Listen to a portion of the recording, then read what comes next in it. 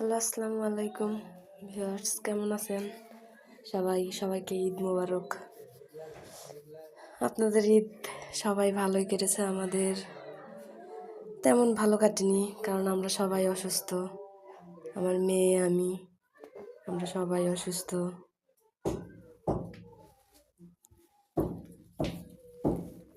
আশা করি আপনাদের ঈদ অনেক ভালোই কেটেছে।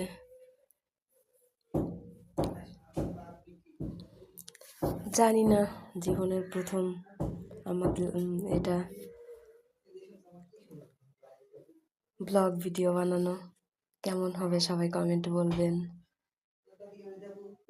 আমরা ঈদে কিছুই করিনি, শুধু মেয়ের জন্য একটু বিরিয়ানি রান্না করছি। বিরিয়ানিটা কেমন হয়েছে সবাই কমেন্টে জানাবেন।